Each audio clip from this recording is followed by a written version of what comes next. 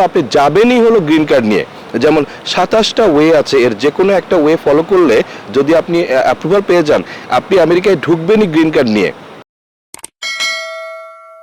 ইউরোপের বিভিন্ন দেশে, বিশেষ করে ইটালি, স্পেন, পর্তুগাল সহ জার্মানি, বিভিন্ন দেশে অনেক বাংলাদেশি আছেন যাদের হয়তো কারো কারো গ্রিন কার্ড বা সমমানের কোনো স্টে অর্ডার তারা পেয়েছেন, অনেকে হয়তো এখনো পাননি, আবার অনেকে হয়তো পাসপোর্টও পেয়ে গেছেন। তাদের সবার জন্যই কিন্তু আমেরিকায় অনেক অপরচুনিটি আছে। বিশেষ করে যারা পাসপোর্ট হয়ে গেছেন, আপনারা কিন্তু সহজে ইনভেস্টমেন্টের মাধ্যমে আমেরিকায় গ্রিন কার্ড পেতে পারেন, আপনি এবং আপনার ফুল ফ্যামিলি।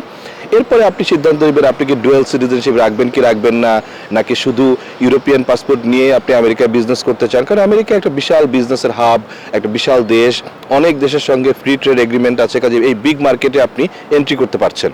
আর যাদের ইউরোপিয়ান পাসপোর্ট হয়নি, অন্য ধরনের টেম্পোরারি স্ট্যাটাস নিয়ে আছেন, আপনারা কিন্তু স্টুডেন্ট ভিসার মাধ্যমে বা আরেকটা ইনভেস্টমেন্ট আছে যেটা টেম্পোরারি ইনভেস্টমেন্ট, অ্যারাউন্ড $50,000 লাগে, সেটার মাধ্যমে বা সরাসরি চাকরি নিয়ে আপনার H-1Bর মাধ্যমে চাকরি নিয়ে আপনারা আমেরিকায় যেতে পারেন।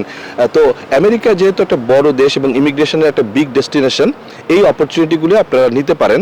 একটা জিনিস আপনারা সবাই মাথায় রাখবেন যে আমেরিকা কিন্তু একটা স্কিল বেসড ইমিগ্রেশনের দেশ। মানে হলো যে বিষয়ে আপনার পড়াশোনা, যে বিষয়ে আপনার এক্সপিরিয়েন্স, আপনি সেই বিষয়ে যেতে পারবেন। একেবারে জেনারেল কোনো ইমিগ্রেশন পলিসি নেই। যেমন ইউরোপের অনেক দেশে আছে যে আপনি হয়তো 4 বছর, 5 বছর বা 10 বছর যদি থাকতে পারেন, থাকলে অটোমেটিক আপনি এখানে গ্রিন কার্ড পেয়ে যাচ্ছেন বা পার্মানেন্ট থাকার ব্যবস্থা হচ্ছে।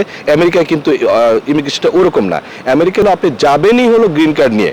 যেমন 27টা ওয়ে আছে, এর যে কোনো একটা ওয়ে ফলো করলে যদি আপনি অ্যাপ্রুভাল পেয়ে যান, আপনি আমেরিকায় ঢুকবেনই গ্রিন কার্ড নিয়ে।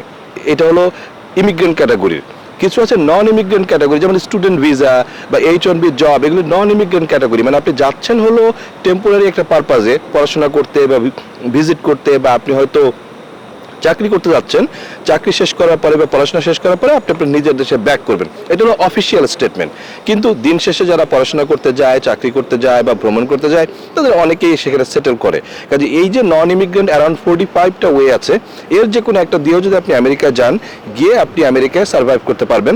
অবশ্যই আমি আপনাদেরকে রিকোয়েস্ট করবো একজন প্রফেশনাল ইমিগ্রেশন অ্যাটর্নির সাহায্য নিয়ে যদি প্রসেস করেন, তাহলে ভুল ভ্রান্তি হওয়ার সম্ভাবনা কম হয় এবং প্রসেসটা অনেক স্মুথ হয়।